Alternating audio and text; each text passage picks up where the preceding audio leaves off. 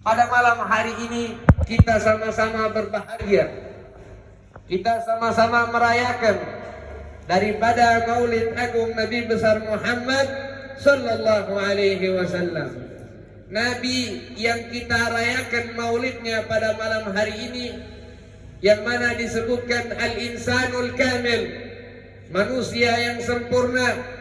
Nabi yang kita rayakan maulidnya disebutkan basyarun lakal basyar, beliau manusia akan tetapi berbeda dengan manusia pada umumnya. Bal huwa yaqutatun wan nasu kal hajar.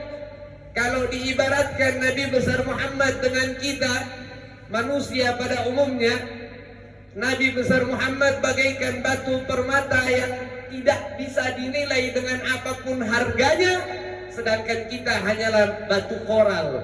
Berterak-terak batu koral tidak lebih tinggi harganya daripada batu permata yang tak bisa dibeli dengan apapun.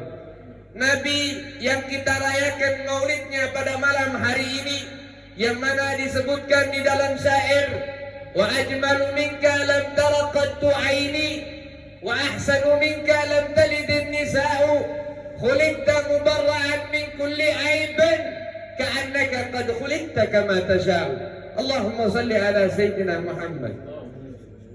Nabi yang kita rayakan maulidnya pada malam hari ini, yang mana seperti disebutkan tadi di dalam syair, wa ajmalu minka lam tara qattu aini. Ya Rasulullah, mata ini ya Rasulullah tidak pernah memandang keindahan yang lebih indah daripada keindahanmu. Bahkan wallahi, demi Allah, tidak ada satupun keindahan yang berada di muka bumi ini melainkan semuanya bersumber daripada keindahan Nabi besar Muhammad sallallahu alaihi wasallam. Nabi besar Muhammad disebutkan juga, wa ahsanu minka lam talidin nisa'u. Andai kata semua wanita dari setelah zaman Nabi Allah Adam sampai yaumil qiyamah melahirkan keturunan, melahirkan sesosok bayi, tidak ada satupun bayi yang lebih bisa mulia daripada Sayyiduna Muhammad. Nabi yang kita rayakan maulidnya pada malam hari ini adalah yang disebutkan juga, khuliqta mubarra'an min kulli aibin. Ya Rasulullah, engkau diciptakan mubarra'an, betul-betul tidak memiliki kekurangan sama sekali.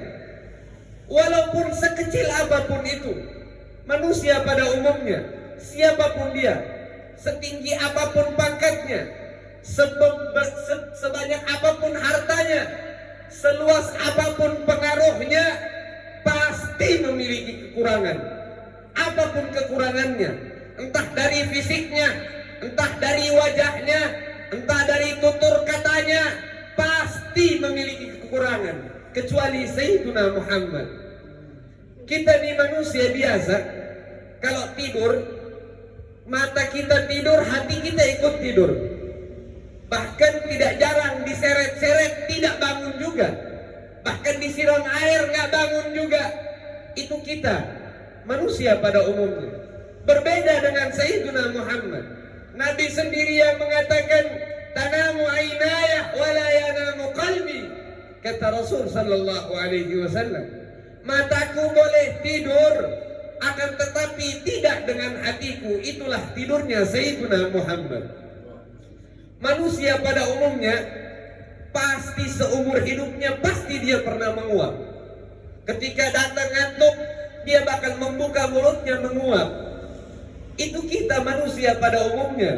Berbeda dengan Sayyiduna Muhammad. Nabi juga yang mengatakan, ma tatha'aba qattu. Kata Nabi, aku seumur hidup tidak pernah menguap. Itulah mengantuknya Sayyiduna Muhammad. Kita manusia pada umumnya sering, jangankan sering, apalagi lebih dari sering, pasti, apalagi kalau badan kita lagi tidak baik, lagi tidak bagus wanginya, pasti lalat itu singgah. Lalat itu sering mampir di badan kita. Karena dengan kotorannya, lalat datang dengan dia punya, ya segala macam dia punya keburukan dia bawa ke badan kita. Itu kita manusia pada umumnya. Berbeda dengan Sayyiduna Muhammad. Nabi besar Muhammad seumur hidupnya lalat tidak pernah hinggap di badan Sayyiduna Muhammad. Kenapa lalat tidak pernah hinggap di badan Nabi? Karena seluruh kainat, seluruh alam semesta ini mengetahui kemuliaan dan kesucian Nabi besar Muhammad. Lalat sadar diri, aku biasa hinggap di tempat kotor, ini tubuh suci, makanya lalat tidak pernah hinggap di tubuh Sayyiduna Muhammad. Nabi yang kita rayakan maulidnya pada malam hari ini, yang disebutkan di dalam syair, ka'annaka qad khuliqta kama tasha'u ya Rasulullah. Disebutkan bahwasanya sahabat ini mengatakan, seakan-akan ya Rasul, engkau ini diciptakan sesuai dengan apa pesananmu. Engkau request wajahmu seperti apa, engkau request hidungmu seperti apa, postur badanmu seperti apa. Saking sempurnanya wujud daripada Sayyidina Muhammad. Kita berbicara dengan wujudnya Nabi aja dulu. Nabi kalau kita mau bahas khalqan wa khuluqa, secara ciptaan dan secara akhlak, itu nggak bakal habis. Jangankan malam ini sampai pagi kita bahas. Andai kata kita diberikan umur 1000 tahun untuk membicarakan daripada kemuliaan Sayyidina Muhammad, maka umur yang panjang tersebut tidak akan cukup untuk membicarakan hal-hal itu. Kita berbicara wujudnya Nabi aja dulu, dari posturnya, fisiknya, dan lain sebagainya. Dijelaskan oleh Al-Imam At-Tirmidzi fi Syama'il bahwasanya Nabi besar Muhammad memiliki wajah faka'anna syamsa tajri fi wajhi. Kata Imam Tirmidzi, seakan-akan matahari itu terbit di wajah Sayyidina Muhammad. Bahkan dijelaskan juga oleh sahabiyah, ada satu orang sahabat perempuannya Nabi yang bernama Rubai' binti Muawwidh, yang dijelaskan oleh Al-Imam Al-Baihaqi fi Dalailun Nubuwah. Apa beliau katakan? Beliau pernah ditanya, sifilana Rasulullah, wahai sahabat perempuannya Nabi, kabarkan atau beritakan kepada kami tentang wajah Nabi besar Muhammad. Lalu apa kata sahabiyah tadi ini, Rubai' binti Muawwidh? Dia katakan, ya bunayya, idza ra'aitahu faka'anna syamsa tali'ah. Wahai anakku, jikalau engkau melihat wajahnya, maka seakan-akan engkau melihat matahari berada di wajah Sayyidina Muhammad. Di dalam riwayat yang lain juga disebutkan oleh sahabat Jabir ibn Sumrah.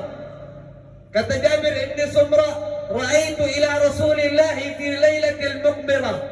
Aku pernah memandang daripada wajah Nabi pada malam bulan purnama. Lalu faja'altu anzuru ilaihi wa ilal qamar. Kata Jabir ibn Sumrah, maka aku memandang wajah Nabi, kemudian aku pandang bulan purnama. Lalu apa kata Sayyidina Jabir? Fala huwa indi ahsan minal qamar. Wajahnya Nabi besar Muhammad mengalahkan daripada pesonanya bulan purnama. Jangankan wajah, kita berbicara yang sedikit biasanya aneh kalau ditimpakan ke badan kita. Pasti itu barang-barang yang kotor, yakni keringat. Kita kalau sudah kepanasan pasti keringetan. Keringetan sudah jadi-jadi dia punya keringat. Kadang orang di sebelahnya nggak nyaman dengan dia punya hawa badan. Saking khomnya, saking busuknya dia punya bau. Diceritakan oleh Al-Imam Baihaqi bahwasanya pernah di kota Madinah ada seseorang daripada sahabatnya Nabi yang ingin melangsungkan pernikahan untuk putrinya. Ini keluarga, kata Imam Baihaqi, ini keluarga menengah ke bawah dia punya ekonomi. Kalau bahasa kasarnya mungkin bisa dibilang miskin. Saking miskinnya hanya untuk membeli parfum pun tidak mampu ini keluarga. Namanya perempuan kalau mau kawin, Pak Bu, kalau mau kawin pasti dia dandan. Dia pakai wangi-wangian, dia pakai make upan dan lain sebagainya perhiasannya. Ini keluarga nggak mampu. Jangankan untuk beli yang lain, beli parfum aja nggak bisa. Akhirnya datanglah ini orang datang mengeluh kepada Nabi besar Muhammad. Dia datang kepada Nabi besar Muhammad, dia katakan, "Ya Rasulullah, saya punya putri, ingin melangsungkan akad nikah, akan tetapi saya tidak memiliki apa-apa untuk membeli. Jangankan membeli yang lain, membeli parfum pun saya tidak mampu ya Rasulullah." Lalu apa jawab Nabi besar Muhammad? Nabi suruh ini orang ambil qarurah, ambil satu buah wadah, lalu kemudian diberikan kepada Nabi besar Muhammad. Nabi besar Muhammad mengambil sedikit daripada keringatnya, ditaruh di dalam wadah itu, lalu kemudian diberikan kepada orang tersebut. Subhanallah, ini orang bawa pulang. Ini orang bawa pulang keringat yang ditaruh di wadah tadi. Sampai dia di rumah, akhirnya tibalah hari pernikahan itu. Ketika hari pernikahan itu tiba, Masya Allah, ini keringat yang berada di wadah dikeluarkan kemudian dipakaikan di wanita tersebut, di putrinya tersebut. Maka kata Al-Imam Baihaqi, wallahi ketika keringat itu dipakaikan di badan si perempuan, maka satu kota Madinah mencium daripada wanginya keringat tersebut. Ustadz, Kiai, Habib, oh itu kan gak boleh perempuan kalau pakai wangi-wangian. Kata Nabi, fahuwa zaniyah, zaniyah, zaniyah. Maka dicatat oleh malaikat ini perempuan berzina, berzina, berzina. Betul. Tapi hakikatnya di sini bukanlah parfum biasa, bukanlah parfum pada umumnya. Hakikatnya yang tercium satu kota Madinah bukanlah parfum, melainkan keringat Habibana Muhammad. Bahkan saking wanginya ini rumah, saking wanginya satu kota Madinah cium, sampai orang-orang Madinah itu sebut, ini rumah yang tadinya penuh dengan kemiskinan, penuh dengan penderitaan, penuh dengan bau-bau yang tidak baik. Maka orang-orang di Madinah menamakan rumah tersebut setelah menggunakan keringatnya Nabi, Baitul Mutayyibin, rumahnya orang-orang yang harum, rumahnya orang-orang yang wangi berkat keringat daripada Habibana Muhammad. Yang seperti ini hanya keringat Sayyidina Muhammad. Kalau keringat kita, subhanallah, orang yang sholat biasanya sampingnya dia belum ganti baju, dia belum sholat, belum mandi, belum bersih-bersih, baru takbiratul ihram, Allahu Akbar. Ini bau apa ini? Ini baunya nggak sedap, ini baunya nggak enak. Itu keringat kita, beda dengan keringat Habibana Muhammad. Di dalam riwayat lain disebutkan juga, jangankan keringat, kita membahas yang lebih kotor lagi, tapi ini kemuliaan Sayyiduna Muhammad, yakni kotoran Sayyiduna Muhammad. Al-Imam Al-Qustulani menjelaskan bahwasanya kotoran Nabi besar Muhammad tidaklah keluar dari tubuh Nabi besar Muhammad, melainkan kotoran tersebut langsung ditelan oleh tanah, ditelan oleh bumi. Bahkan tidak ada satu orang pun yang pernah melihat daripada kotoran Sayyiduna Muhammad. Bahkan dari tempat dikeluarkannya kotoran tersebut, setelah ditelan oleh bumi, keluarlah bau harum yang menyengat, yang melebihi daripada harumnya misik. Subhanallah. Yang seperti ini hanya kotoran Sayyiduna Muhammad. Yang seperti ini hanya kemuliaan Sayyiduna Muhammad. Yang seperti ini hanya keutamaan Sayyiduna Muhammad. Yang seperti ini hanya kesempurnaan Sayyiduna Muhammad. Dan tidak bakal ada kesempurnaan, kemuliaan yang melebihi daripada kemuliaan Nabi besar Muhammad. Banyak sekarang, khususnya di zaman ini, orang-orang yang mengingkari daripada kemuliaan-kemuliaan tersebut. Orang-orang yang membelakangi daripada kemuliaan-kemuliaan tersebut. Akan tetapi lucunya, mereka lucunya mengaku daripada umat Nabi besar Muhammad. Bahkan kalau disebutkan Nabi besar Muhammad, dia langsung bilang, saya umat Nabi Muhammad. Saya yang nanti bakal ikut di belakang Nabi besar Muhammad. Wah. Ini umat zaman sekarang.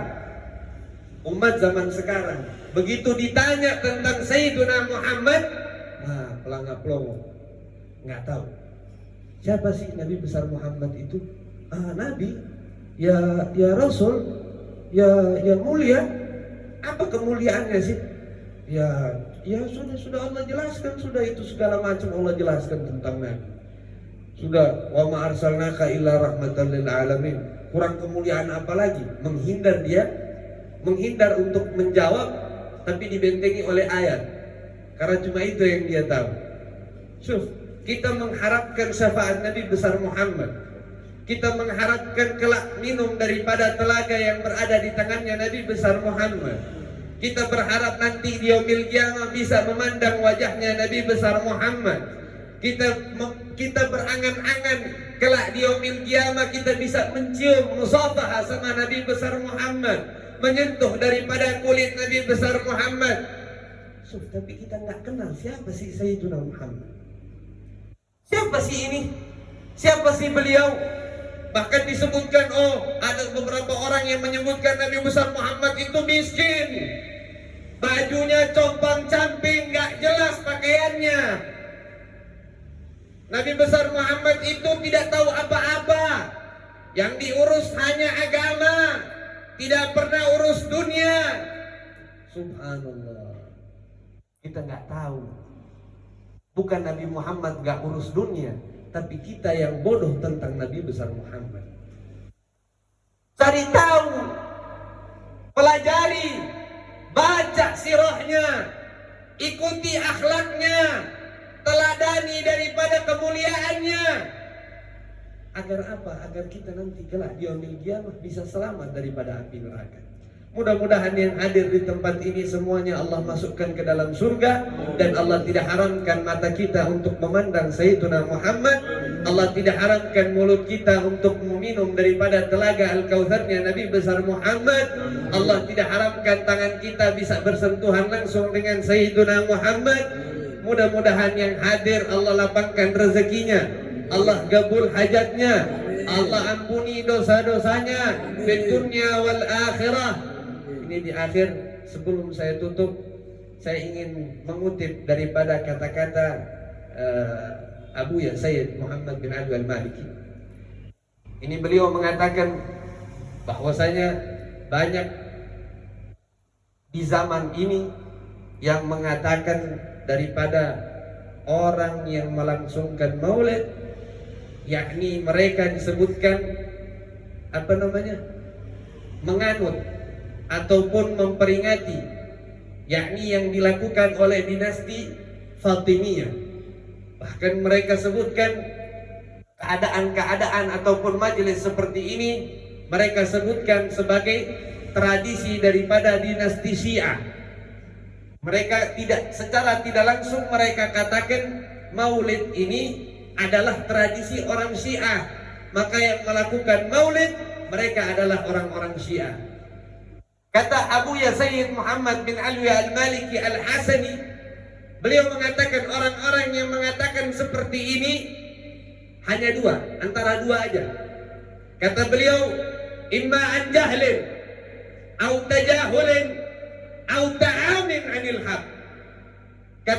Kata Abuya, ini orang-orang yang mengatakan orang yang melakukan maulid melangsungkan daripada tradisi dinasti Fatimiyah atau tradisi Syiah, maka orang-orang itu antara dua, imma an jahlin, kalau bukan karena bodoh, au tajahulin, karena pura-pura bodoh, au ta'amin anil haq, Kata Abuya, atau ini orang memang betul-betul buta daripada kebenaran. Jadi saat ini yang maulid, fadhal maulid. Yang tidak maulid, jangan caci maki yang maulid. Yang maulid, jangan caci maki yang tidak maulid. Kita saling merangkul. Itulah hukumnya daripada perbedaan. Selama yang berbeda bukan permasalahan yang inti, maka tidak ada masalah dari perbedaan-perbedaan tersebut. Jangan saling caci maki, merasa paling benar sendiri dan lain sebagainya. Yang maulid bilang, oh kami yang benar. Yang tidak maulid bilang, oh kami yang benar. Maka serang-serangan, bilang yang maulid bid'ah, yang tidak maulid lebih bid'ah. Kira-kira saya mau tanya, perintah siapa kita melangsungkan daripada maulid? Perintah daripada Allah Subhanahu wa ta'ala. Karena Allah berkata, "Qul bi fadlillah wa bi rahmatihi fa bidzalika falyafrahu huwa khairum mimma yajma'un." Kata Allah, katakanlah wahai Muhammad, bi fadlillah, dengan keutamaanku, wa bi rahmatihi, dan dengan rahmatku, fa bidzalika falyafrahu. Maka dengan itu, dengan kemuliaan, keutamaan ataupun rahmat dari Allah, maka hendaknya kalian bergembira. Fabidzalika falyafrahu, maka hendaknya kalian bergembira. Huwa khairum mimma yajma'un.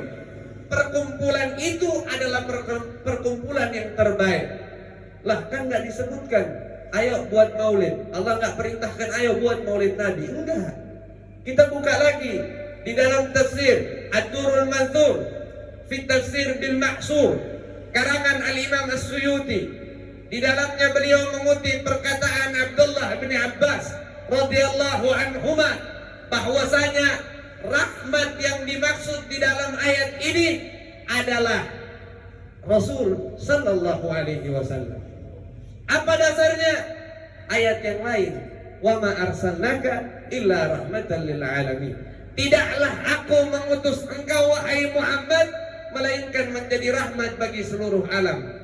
Mudah-mudahan kita yang hadir di tempat ini mendapatkan keridhaan dari Allah Subhanahu wa ta'ala. Dan tempat ini Allah jadikan tempat turunnya berkah, tempat turunnya rahmat, tempat turunnya maghfirah, tempat turunnya ampunan, tempat turunnya kesehatan, tempat turunnya keafiatan, tempat turunnya hidayah dari Allah Subhanahu wa ta'ala, tempat turunnya ma'unah, bantuan dari Allah Subhanahu wa ta'ala, tempat turunnya taufik dari Allah Subhanahu wa ta'ala.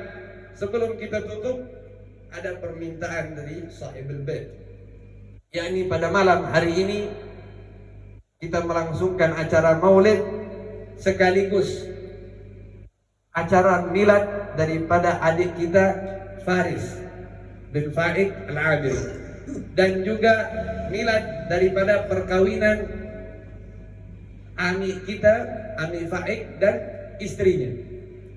Mudah-mudahan keluarga ini Allah berkahi, Allah lapangkan rezekinya, Allah sehatkan badan-badan mereka, Allah panjangkan umurnya fi lutfin wa afiyah, wa ila hadratin Nabi Mustafa sallallahu alaihi wasallam bi sirri asraril Fatihah.